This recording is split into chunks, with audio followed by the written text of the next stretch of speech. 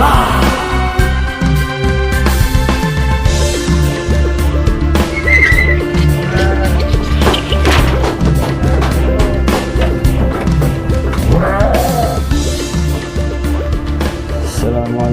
warahmatullahi wabarakatuh. Selamat pagi semuanya. Selamat beraktivitas. Selamat sore. Selamat siang.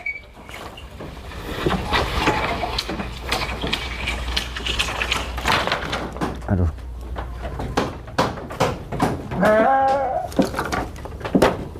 Kita ngobrol nanti ya.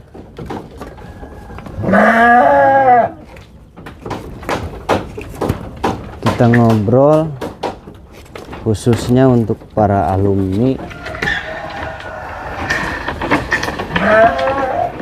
Kaidin.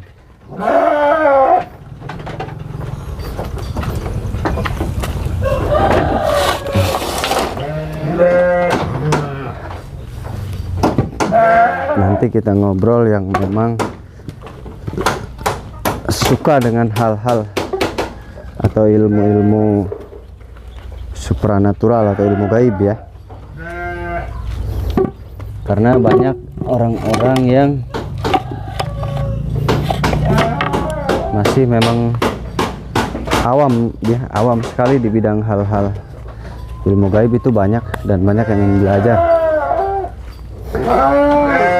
Karek datang Kaidin dari Jakarta. Sehat, alhamdulillah. Sehat baru dah. Budak sehat, pamajikan. Sehat. Sangat ya ke kota. Can mangkat. Dagang. Dagang di lembur sih kan. Dagang di lembur. Aduh. Ente. Kaidin. Oh ini ada ini buat titiknya.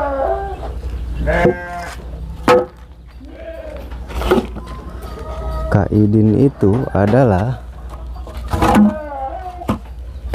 yang dulu saya kawinkan.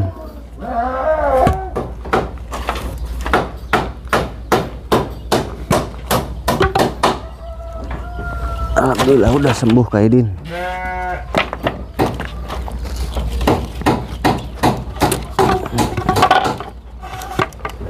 Nah, saya biar umur 35 tapi udah ngawinin anak 3 kali. Umur 35 tapi udah ngawinin anak 3 kali ya.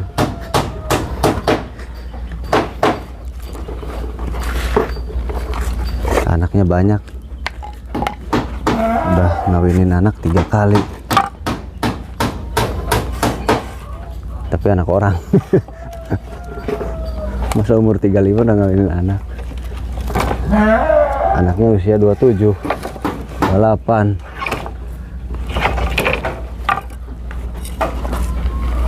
Ya alhamdulillah. Yang penting rezekinya ada.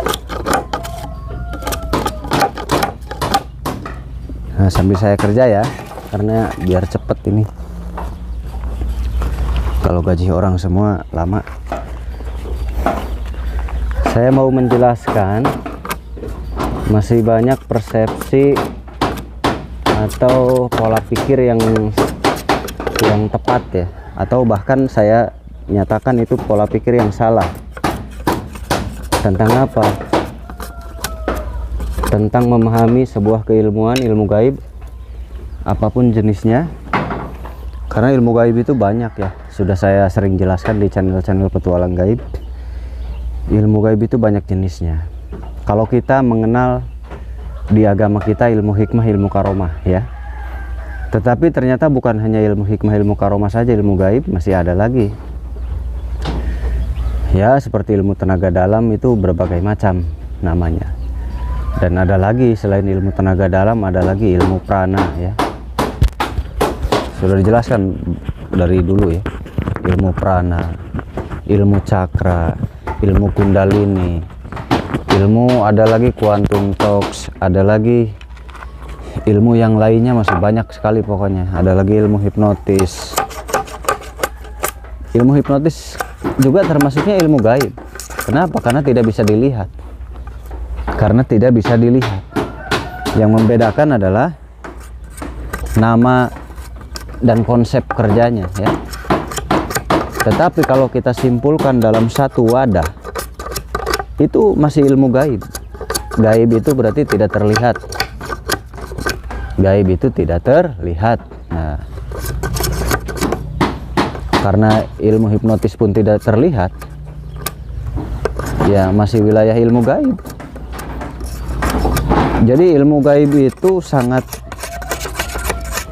lebar, ya, sangat luas. Ilmu gaib itu sangat luas. Jadi kalau boleh dibilang, ilmu gaib itu adalah substansi utama, ya. Nah, di dalam substansi utama itu dia mempunyai lagi anak-anak lainnya, gitu ya. Paham nggak maksudnya? Jadi ilmu gaib itu semacam keseluruhan global, gitu ya. Jadi global. Nah, di dalam ilmu gaib itu banyak aliran, banyak nama keilmuan. Ada tadi, ada cakra, ada ilmu prana, ada ilmu energi, dan masih banyak lagi lainnya. Ada ilmu hikmah, ada ilmu karomah. Itu masih wilayah ilmu gaib karena tidak terlihat, atau ilmu supranatural. Kalau gaib sebetulnya ada di bangsa kita, ya, adanya goib begitu. Gaib itu berasal dari goib. Tapi pengertiannya ilmu gaib itu ilmu batin, ya sama saja. Batin tidak terlihat. Atau kalau kerennya ilmu gaib itu bahasanya adalah ilmu supranatural. Sama saja berarti. Yang membedakan nama, tapi intinya ilmu yang tidak terlihat. Nah, ini yang disebut buluh perindu dari bambu. Tadi saya lupa, ya, langsung saya petik. Harusnya jangan saya langsung petik, ya. Nah, ini kan tadi di sini nih. Coba perdekat, Mas. Nah, ini batangnya 1, 2, 3, ya. Ini patahan ini saya ambil tadi. Saya lupa, maaf. Ini dia buluh perindu. Ini tanpa sengaja, ya. Buluh perindunya ada di sini. Ini buluh perindu yang ada di dalam bambu, yang ada di dalam awi, ya. Nah, jadi buluh perindu itu bisa dari rumput, bisa dari bambu. Nah, kalau dari bambu yang ini nih, tadi saya petik nih, ya. Nah, ini jenisnya nih. Dan ini tangkainya nih, ya. Ini tangkai, tadinya nyatu ke sini dia. Nah, tadinya nyatu ke sini. Akar, sebetulnya dia berakar di dalam ruas bambu ini. Nah, itu bisa disebut juga buluh perindu dari bambu, ya, seperti ini.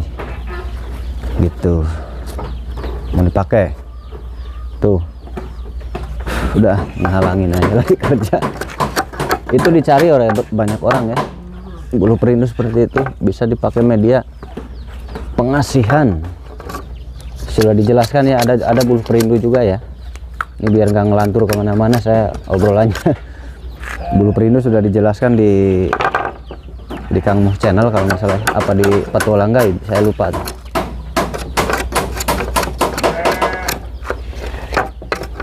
Nah, jadi masih banyak orang berpikir tentang belajar ilmu gaib, ya. Mereka berpikir belajar ilmu gaib itu mudah, instan. Sama seperti belajar matematika atau belajar ilmu yang memang bisa dilihat dan bisa dihitung dan mudah dihafal. Belajar ilmu gaib itu tidak seperti membaca buku. Membaca buku belajar bahasa, tidak. Membaca buku bisa cukup dibaca dan dihafal. Belajar membaca atau belajar bahasa itu bisa cukup menghafal kosakata, ya. Misalkan good morning, kita tinggal dihafal oleh kita good morning artinya apa. Itu sangat mudah karena ada tulisan dan bisa dilihat, ya. sangat mudah dan bisa dilihat. Itu belajar bahasa, atau kita baca Bismillahirrahmanirrahim. Artinya apa? Itu cukup mudah karena ada tulisannya dan kita hanya modal menghafal saja. Nah, seberapapun banyaknya buku yang Anda pelajari, modalnya adalah melihat, membaca, dan menghafal. Itu modalnya. Itu berlaku untuk semua orang ya, karena itu pelajaran dasar. Nah, ilmu gaib atau ilmu supranatural itu bukan pelajaran dasar, Mas. Ya. Itu dia bukan pelajaran dasar. Meskipun banyak orang-orang yang pecinta hafalan itu merendahkan atau meremehkan orang-orang yang mempelajari ilmu supranatural, itu banyak. Sebetulnya di luar sana banyak yang saling merendahkan dan menjatuhkan ya. Saling merendahkan dan menjatuhkan. Sebetulnya mereka yang saling merendahkan dan menjatuhkan itu tidak memahami konsep ya, tidak memahami konsep tadi seperti saya bilang. Jadi punya kelebihan dan punya kekurangan masing-masing. Ilmu gaib kelebihannya itu sulit dipelajari. Kenapa? Karena tidak bisa ditunjuk. Tidak bisa ditunjuk. Tidak sama saat kita belajar buku ya. Ini Budi, ada tulisannya nggak? Ada tulisannya. Ada huruf I, ada huruf N, ada huruf B. Nah, diejah ini Budi. Kita tinggal hafalkan ini bentuknya huruf ini, dibacanya ini. Bisa kan? Buktinya anak-anak kita bisa dan buktinya saat ini kita bisa. Karena itu ilmu dasar. Sifatnya untuk umum. Sifatnya untuk umum, Mas. Ya. Ilmu seperti itu sifatnya untuk umum, semua orang bisa mempelajari. Nah, kalau sudah masuk ke ranah supranatural, itu ilmu tidak terlihat ya. Ilmu ini bukan untuk umum. Bukan untuk umum. Buktinya apa? Buktinya orang yang mempelajari ilmu gaib tidak semuanya bisa. Ya. Tidak semuanya akan bisa. Jadi saat Anda belajar ilmu-ilmu supranatural, jangan berharap bisa deh. Gitu. Maksudnya berharap boleh. Apa ya? Saya salah kata, mohon maaf. Maksudnya jangan terlalu ambisi bahwa kita akan bisa. Cukup berharap ya boleh. Harapan ya harus ada ya. Karena kita belajar kan harapannya untuk bisa ya. Maaf, saya salah kata tadi. Nah, karena salah kata itu nanti hasilnya akan beda lagi, Mas. Gara-gara salah kata itu hasilnya bisa beda ke depannya. Nah, makanya saya ralat tadi saya salah kata ya. Harapan itu harus ada. Tetapi jangan meyakini bahwa kita belajar akan bisa gitu ya. Belajar ilmu gaib, bukan belajar ilmu logika, ilmu nyata. Ilmu logika, ilmu nyata itu ilmu tadi 1 tambah 1 sama dengan 2. 1 tambah 1 berapa, Mas? 2. Kalau ilmu gaib 1 tambah 1 bisa 15, Mas. Nah, masuk logika nggak bisa. Nggak bisa masuk logika. Nah, di sini yang harus dipelajari baik-baik. Ya.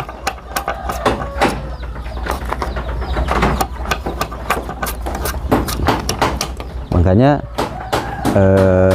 dulu ya beberapa profesor, kita ngobrol berbincang dengan beberapa profesor. Beliau profesor di bidang psikologis di salah satu perguruan tinggi di kota Bandung. 2 kali hadir ngobrol gitu ya, dan akhirnya ketemu. Memang ilmu gaib dengan psikologis pun hampir berbeda, tidak sama. Nah, beliau mengambil kesimpulan ternyata ilmu gaib itu memang sulit dibaca dan sulit ditebak. Nah, beliau itu profesor ya di perguruan tinggi di Jawa Barat atau di kota Bandung, itu terkenal lah, banyak orang-orang yang belajar di sana. Kita dialog, kita diskusi. Nah, setelah diskusi kita ngobrol-ngobrol tentang keilmuan gaib dan psikologi, ternyata beliau pun kaget, ternyata iya ya. dan akhirnya percaya ilmu gaib itu memang ada, bukan hanya pemikiran. Karena psikologi itu masuknya lebih kepada hipnotis nantinya. Nah, tidak memperdalam lagi apa penyebab dari pikiran, apa buah dari pikiran, dan apa bibit dari pikiran. Nah, di situ. Dan akhirnya beliau pun ya sepakat dengan saya bahwa memang manusia itu tidak lepas dari hal-hal gaib atau ilmu gaib tadi.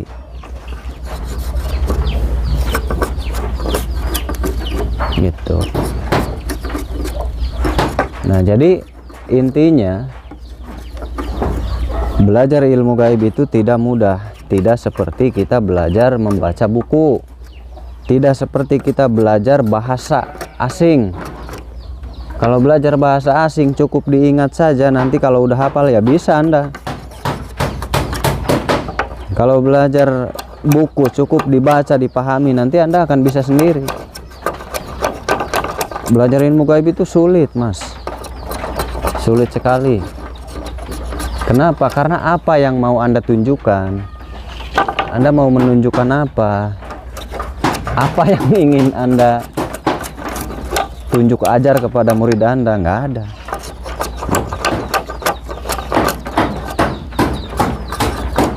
Ilmu gaib itu intinya butuh jiwa yang hidup. Butuh jiwa yang hidup.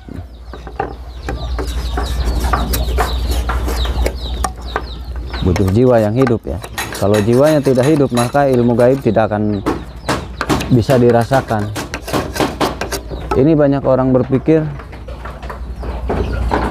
belajar ilmu gaib itu langsung bisa gitu, seperti belajar ilmu baca buku atau membaca bahasa ya. Nah, itu pola pikir yang salah seperti itu. Kalau ingin seperti itu ya jangan belajar ilmu gaib, nggak akan ketemu.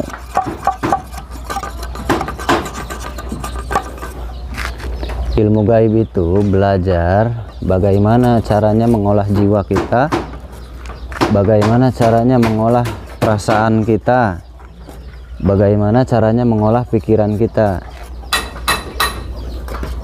Nah, kalau kita sendiri tidak bisa pandai mengolah perasaan, ya tidak bisa. Karena ilmu gaib itu rasa. Nah, saya tanya, rasa apakah bisa dilihat? Apakah rasa bisa dilihat? Nggak bisa, Mas. Apapun jabatan Anda, apapun titel Anda, tetap tidak akan bisa melihat rasa. Anda hanya bisa melihat hasil dari rasa. Contohnya, hasil dari rasa contohnya, kurang ajar kamu, brengsek kamu, bajingan kamu. Nah, maka hasil dari rasa itu akan keluar nanti. Paham kan maksudnya? Nah, kalau hasil dari rasa itu saudara bisa merasakan, tetapi kalau rasanya sendiri tidak akan bisa dilihat. Nah, itu termasuknya wilayah ilmu gaib. Nah, jadi ilmu gaib itu tidak terlihat. Nah, hubungannya apa dengan jin? Ya, jin bisa dilihat tidak? Jin itu tidak bisa dilihat. Jin itu sulit dilihat ya. Nah, makanya harus melatih rasa, karena jin itu susah untuk dilihat. Nah, melatih rasa ini harus bagaimana? Nah, ini yang sulit. Saya sudah jelaskan dulu, ada yang berbakat, ada yang memang tidak berbakat. Kalau yang tidak berbakat itu akan lama sekali. Jadi jangan pernah berpikir ilmu gaib itu sederhana, enggak. Anda mau percaya, mau tidak percaya terhadap ilmu gaib, Anda akan tetap mengalami hal gaib. Akan tetap, tidak akan lepas. Misalkan, wah tahayul, saya nggak percaya ilmu gaib, hal gaib. Meskipun Anda tidak percaya hal gaib, siapapun Anda akan tetap berdampingan dengan hal gaib. Saya berani jamin, kan sudah dijelaskan. 100% manusia hidup di dunia ini, agama apapun, siapapun, mereka bergelut dengan hal gaib. Meskipun mereka nggak punya agama sekalipun, tetapi mereka bergelut dengan hal gaib. Gitu. Kan sudah dijelasin dulu di video petualang gaib. Ya, jadi saat saya buat video tuh disimak baik-baik saudara ya. Kita hidup itu bergelut dengan hal-hal gaib. Sekalipun nggak percaya ya biarin saja, kalau orang nggak percaya biarkan, tetapi mereka tetap hidup bersama hal gaib. Kalau tidak ada gaib, tidak ada manusia hidup saudaraku. Karena gaib itu adalah mendampingi, melengkapi nyata. Gaib itu mendampingi, melengkapi alam nyata. Kalau tidak ada alam gaib, tidak akan ada alam nyata bos. Karena orang mati tadinya ada di alam nyata, kembalinya ke alam gaib bosku. Makanya saya bilang, siapapun Anda yang nggak percaya ilmu gaib, ujung-ujungnya akan berhubungan dengan gaib. Apa? Ya Anda akan mati bosku. Nah terus saya tanya, kalau mati gimana susunannya, rumusannya? Nah itu kalau yang nggak percaya ya bodoh amat lah, itu urusan orang. Percaya mau nggak urusan orang. Nah saya hanya memberikan ini pemahaman yang belajar, biar nggak melebar kemana-mana obrolannya. Pemahaman yang belajar, bahwasanya belajar ilmu gaib itu tidak mudah, tidak simsalabim. Kok saya nggak bisa, mereka bisa? Ya suruh siapa Anda nggak bisa? Kenapa Anda nggak bisa? Ya jangan tanya saya bos, gitu. Tanya diri sendiri, kenapa bosnya nggak bisa, sedangkan yang lain bisa? Nanya jangan ke saya, tanya ke diri sendiri. Nah, jadi kalau ingin bisa itu banyak nanya ke diri, jangan banyak menyalahkan orang. Semakin Anda banyak menyalahkan orang lain, disitulah kegagalan selalu mencintai dirimu. Gitu. Jika Anda sering menyalahkan orang lain, ya kegagalan mencintaimu nanti. Gitu. Karena keberhasilan itu bukan menyalahkan orang lain, tapi merubah keadaan. Nah, merubah keadaan itu keberhasilan masa depan.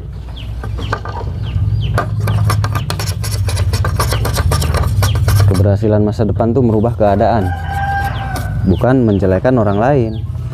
Nggak nyambung itu.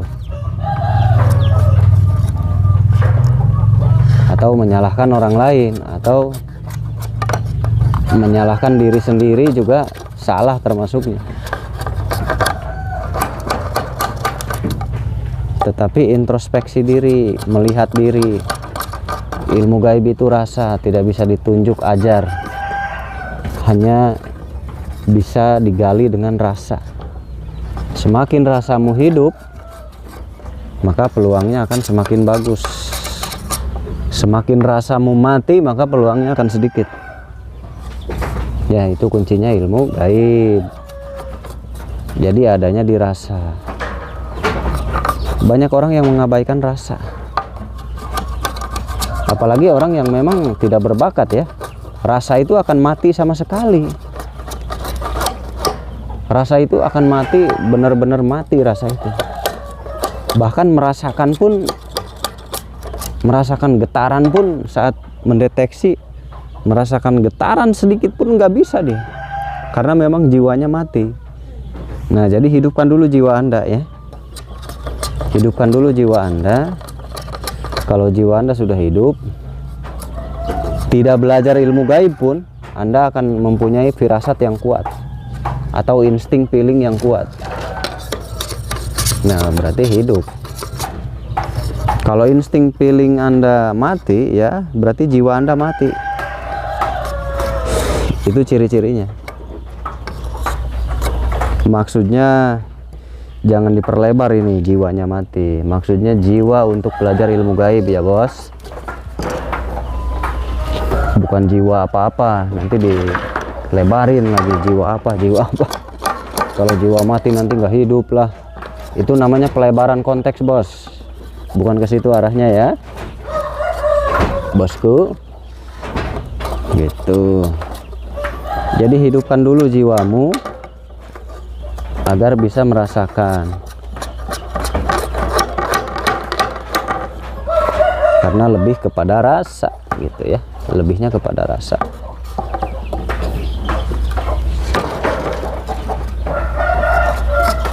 Jadi belajar ilmu gaib adalah menghidupkan rasa intinya gitu ya.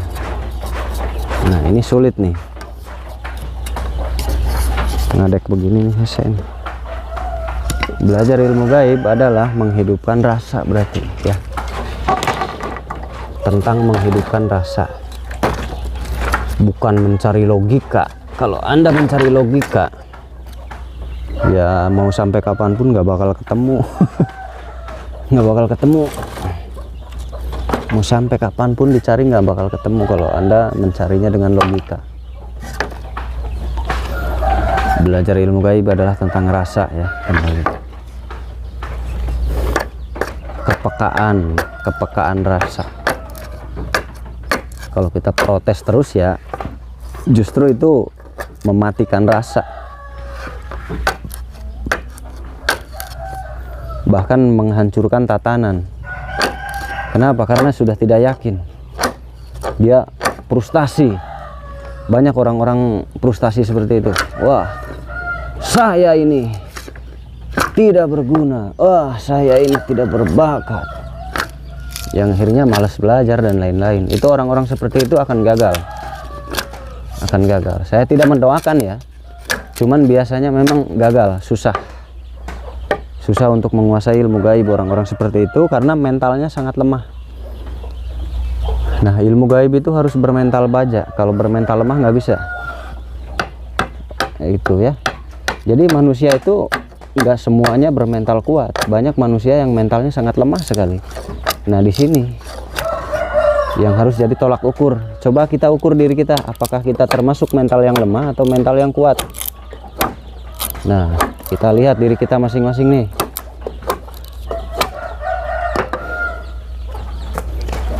Mental yang lemah, jika saudara sering mengeluh atau memojokkan orang lain, nah berarti mental Anda nggak beres, mental Anda lemah berarti. Itu. Nah di situ berarti wah, berarti mental saya lemah nih, berarti harus diperkuat. Nah berarti harus dirubah. Nah yang ciri-cirinya saya sebutkan ya. Satu, kalau kita berbuat salah kita langsung lempar ke orang. Nah dan tidak mau menerima apa namanya tuh masukan dari orang lain misal, itu termasuknya mental lemah, bukan mental kuat pemberani. Itu salah satu ciri-ciri ya. Kedua, kalau disalahkan orang lain langsung terpuruk. Wah, disalahkan orang lain tuh langsung terpuruk ya, udah nggak mau ngapa-ngapain, udah bobo aja di rumah, tidur aja di rumah.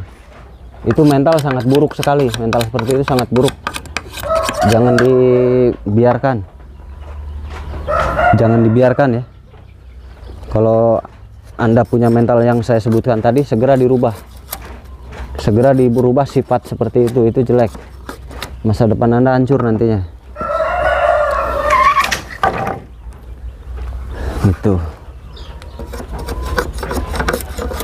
Jadi kalau ada disalahin sama orang, aku mah disalahin terus, nggak mau lagi ya.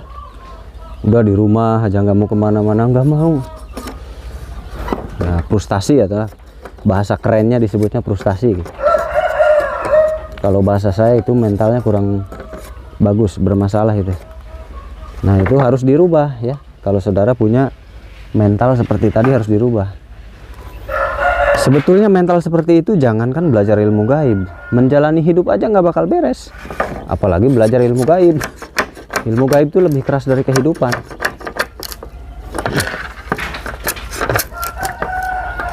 Ilmu gaib itu lebih keras dari kehidupan.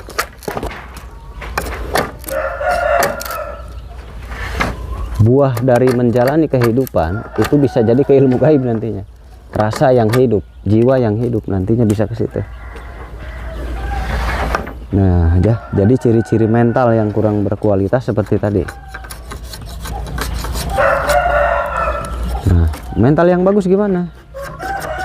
Mental yang bagus jika ada masalah ya dihadapi, dipelajari, wah masalah saya ini nih, kita belajar, kita pelajari. Oh, kalau sudah tidak masuk ya kita ganti pelajaran itu.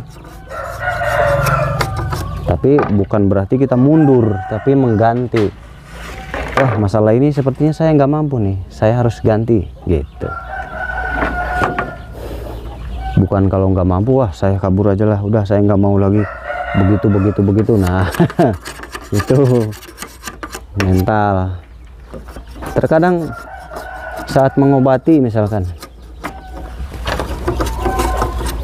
saat mengobati orang, misalkan kok nggak sembuh-sembuh, ini banyak yang jadi pikiran, saya udah obati tapi nggak sembuh-sembuh, apa saya nggak berbakat. Ini mental apa ya, mental tempe kayak gitu ya. Kalau saya bilang mental tempe. Kalau Anda mau menjamin kesembuhan orang, sebaiknya Anda jangan belajar ilmu gaib, Mas ya. Kalau Anda mau menjamin kesembuhan orang, Anda jangan belajar ilmu gaib. Harus belajar menyalonkan diri menjadi Tuhan. Kalau Anda jadi Tuhan, Anda bisa menjamin kesembuhan orang. Sip. Betul nggak? Betul.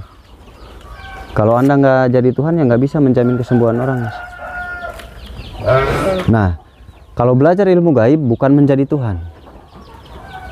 Belajar ilmu gaib itu bukan menjadi Tuhan. Ya, kalau Anda mau menjamin kesembuhan orang, Anda harus jadi Tuhan. Jangan jadi pembelajar seperti saya. Gitu.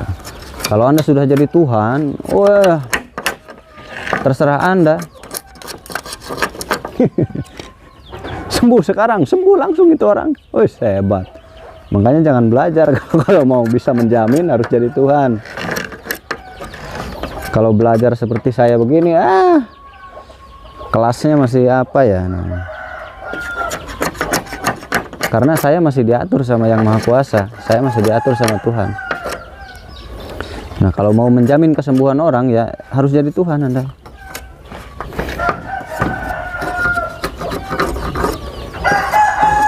Nah, tapi kan itu yang itu bisa, yang lain bisa, ya belajarnya jangan ke saya, belajarnya ke yang itu. Berarti lebih hebat, lebih sakti. Nah, kalau saya nggak bisa, karena saya bukan Tuhan tadi. Saya mah hanya sekedar mengajarkan. Masalah bisa dan tidak ya urusan Yang Maha Kuasa, dan urusan Anda juga, bukan sekedar Yang Maha Kuasa. Tadi tergantung mental Anda itu seperti apa. Tergantung mental saudara hidup atau mati, jiwa saudara hidup atau mati. Makanya hidupkan jiwamu.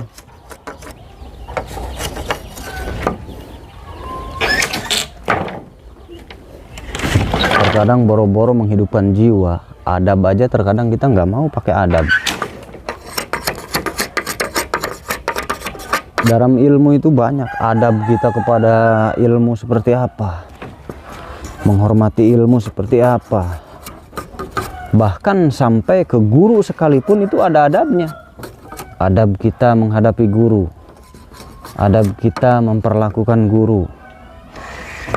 Wah, di dalam ilmu itu rumit, Mas, bosku. Tidak semudah yang bos lihat di TV ya. Kayak film-film di TV. Beda, Mas. Saya belajar ilmu 15 tahun, Mas. Muter ke sana kemari. Ratusan padepokan saya datengin. Ratusan tokoh-tokoh saya datengin. Ratusan tokoh ulama saya datengin, Mas, dulu waktu muda. Apakah langsung bisa? Enggak langsung bisa. Enggak ada tuh yang langsung bisa. Bahkan sama, mereka pun angkat tangan semua. Padahal yang saya datang itu tokoh-tokoh besar di Indonesia. Tapi mereka angkat tangan, nggak bisa menjamin.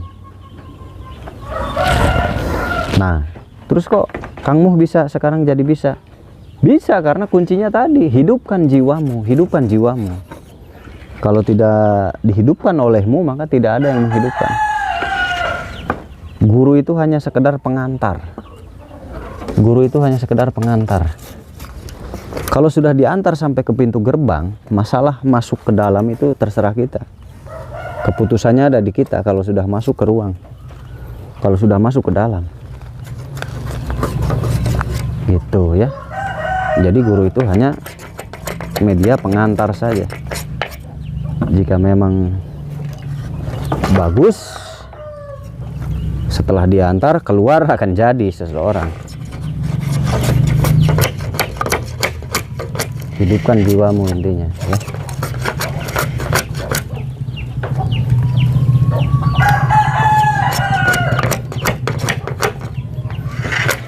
Kalau ingin sama seperti orang lain ya protesnya jangan ke saya, Mas. Protes sama Tuhan sih itu.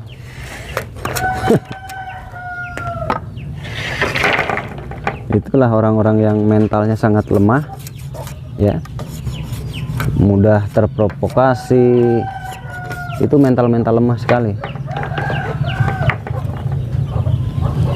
Yang salah itu sebetulnya diri kitanya, karena punya mental lemah tadi ya. 1, 2, dia tidak tahan banting.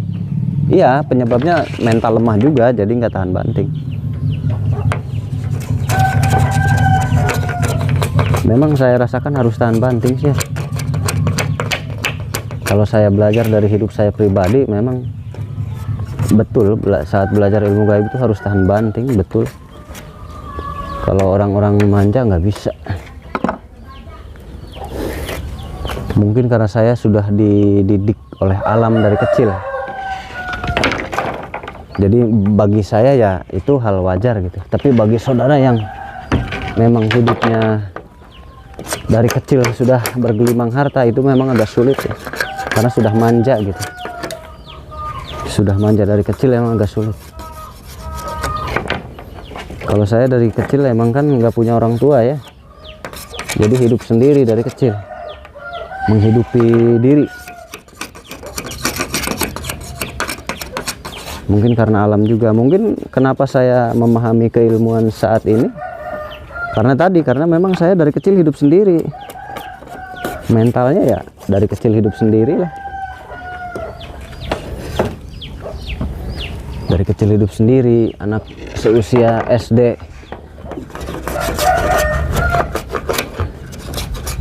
Ya, orang-orang jajan, anak-anak lain jajan, saya mah cuma ngeliatin aja. Enak nggak? Jadi dari kecil emang sudah dididik oleh alam. Kalau saya memang dididiknya oleh alam ya, karena nggak ada orang tua dari kecil. Diuruskan sama buyut. Buyut udah tua. Jadi ya guru saya alam sebetulnya. Nah, tapi meskipun Anda punya orang tua, Anda bisa belajar dengan cara ya jangan mengandalkan orang tua. Hidup sendiri. Nyari duit sendiri, hidup sendiri. Nah, berarti Anda mendidik diri sendiri. Kalau saya dididik oleh alam karena keadaan, karena ibu saya kan meninggal saat melahirkan gitu. Namanya orang tua laki-laki kan beda lagi, Mas, beda dengan orang tua perempuan kan gitu. Akhirnya saya dirawat oleh buyut dari kecil, dan mungkin itu yang disebut takdir ya. Mungkin waktu saya kecil memang sudah dituliskan, suatu saat kamu akan jadi ini, mungkin begitu. Itu kan nggak tahu ya, urusan Tuhan. Nah, itu saat pembinaan mental saya dari kecil, Mas. Mental saya sudah dibina dari kecil. Hidup keras, hidup sendiri. Saya nyari ilmu, mesantren kemana-mana, belajar. Kuli dulu. Nah, saat di pesantren pun saya nggak diam. Saat di guru saya bantu-bantu kerja. Ke sawah, ngasih makan embeng, ngasih makan apa.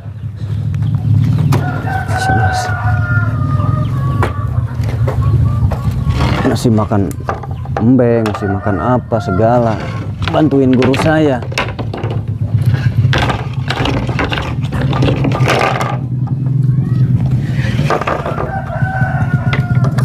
Jadi nggak ini. nggak enak ya. Kalau saya dididiknya oleh alam, tapi nggak enak, beneran deh nggak enak. Kenapa? Banyak sakit hatinya, banyak nangisnya, banyak merenungnya. Tapi ya kalau nggak seperti itu, mungkin saya nggak bisa paham keilmuan seperti saat ini. Hubungannya apa? Ya jelas hubungan, Mas. Sangat jelas ada hubungannya. Saat lebaran orang lain beli baju, beli pakaian, saya enggak. Itu namanya melatih hati, melatih rasa, melatih hati. Mau nggak mau orang lain beli baju, saya enggak, maka mau nggak mau saya akan sakit hati, akan sedih. Di situ melatih rasa. Dan akhirnya saya berpikir, kalau saya sedih, percuma saja saya sedih. Kenapa? Karena siapa yang akan memberikan saya baju baru, baju lebaran? Berarti sedih pun percuma, berarti sedih pun percuma. Jadi untuk apa saya sedih? Ternyata nggak ada gunanya saya sedih, dan akhirnya nggak bersedih. Kalau pertamanya ya sedih. Tetapi dari hal seperti itu, saya menjadi lebih dewasa dari seusia saya. Gitu. Jadi dari anak-anak yang seusia saya, jadi saya mempunyai pikiran yang jauh lebih dewasa dari mereka. Jadi 5 kali lipat lebih dewasa dari anak-anak seumuran saya waktu itu. Nah, itu adalah akibat bimbingan mental. Nah, di situ menyerap rasa, mempunyai pikiran sendiri. Wah, saya saat berada di manapun saya harus berbakti kepada orang-orang yang memang menghidupi saya. Nah, saya pindah ke sana, saya bantu, saya kerja. Jadi di situ saya punya pemikiran, wah kalau saya tinggal di sini, saya nggak bantu kerja, saya malu ya. Akhirnya saya berinisiatif, wah saya bantu sapu-sapu, ngepel, cakar. Karena apa? Karena saya merasa malu, karena saya tinggal di situ. Itu berarti apa? Itu berarti jiwanya hidup. Jadi jiwa hidup itu susah. Jiwa hidup itu susah. Karena saya mempunyai pemikiran seperti itu, berarti jiwa saya mulai hidup. Kenapa? Karena bisa merasakan saat kita tinggal di rumah orang. Malu dong saya udah makan, saya udah tidur, saya udah tinggal di rumah itu. Masa sih saya cuman makan, tidur, main? Nah, berhubung jiwa kita hidup, maka kita akan mempunyai pemikiran dan ide dan inisiatif. Wah, besok pagi saya akan bangun, lalu saya sapu-sapu, ngepel. Tanpa disuruh, saya mikir sendiri. Nah, itu karena apa? Itu karena keadaan. Itu karena keadaan. Keadaan itu timbulnya dari mana? Timbul dari rasa nggak enak. Karena yang ngurus saya itu dia orang lain. Saya nggak kenal sama dia. Siapa dia? Siapa saya? Siapa lu? Siapa gue? Kan gitu. Di situ timbul pemikiran, wah saya harus bantu dia. Nah, di situ itu tandanya jiwa Anda sudah hidup. Kalau Anda masih enjoy berarti jiwa Anda nggak hidup, itu masih mati ya. Jiwanya berarti masih mati. Nah, itu salah satu ciri jiwanya yang masih mati seperti itu.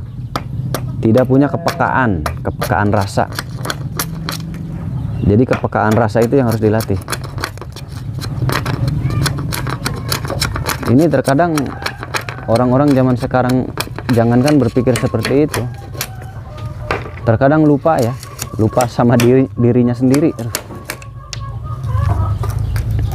Terkadang lupa sama dulu siapa, sekarang siapa, itu terkadang lupa. Terkadang malah mencelekan gitu ya, di belakang. Nah, ini yang membuat kurang berkahnya ilmu gitu. Jadi kalau para guru saya bilang, para alim ulama saya bilang ya, ustadz-ustadz saya bilang, muliakanlah gurumu. Nah, sampai saat ini saya berjarah ke makamnya, memuliakan guru-guru saya dan memuliakan tempat-tempatnya. Tempat guru saya di mana saya muliakan, saya bantu. Nah, itu salah satu cara adab. Berarti jiwa kita hidup. Nah, ini kan kesadaran seperti itu nggak ada. Jadi ya jangan harap kita mau punya ilmu yang berkah ya. Jangankan bisa, berkah aja belum tentu gitu.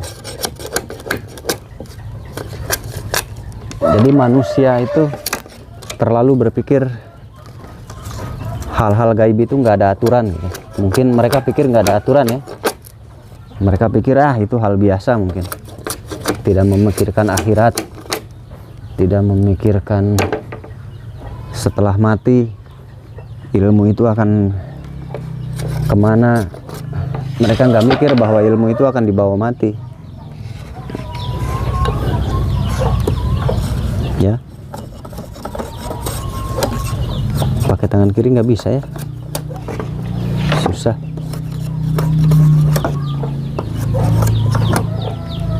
Bahwa ilmu itu akan dibawa mati. Nah, semoga dipahami ya obrolan saya, meskipun ngalor ngidul ini nggak jelas tujuan, tapi semoga ada yang bisa dimengerti bahwa belajar ilmu itu harus menghidupkan jiwa kita. Kalau jiwa kita nggak hidup, maka akan sulit untuk memahami sebuah keilmuan, ilmu gaib. Nah, semoga bisa dipahami dan bisa dikembangkan, diteliti ya. Ditelitilah dalam dirimu sendiri, karena rasa itu ada di diri kalian masing-masing. Jika kalian malas meneliti dirimu sendiri, maka akan sulit mendapatkan pemahaman sejati. Jika kalian mau mencari dirimu sendiri dalam dirimu, maka kalian bisa menemukan yang disebut pencerahan sejati. Jika kalian sudah tidak peduli dengan diri kalian sendiri, maka akan sulit menemukan pencerahan sejati. Karena dengan kepedulianmu terhadap dirimu akan menghidupkan jiwamu, menuntun kepada relung hati yang ada di dalam dirimu.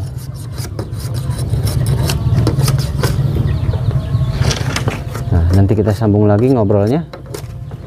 Ini udah adzan zuhur ya. Terima kasih.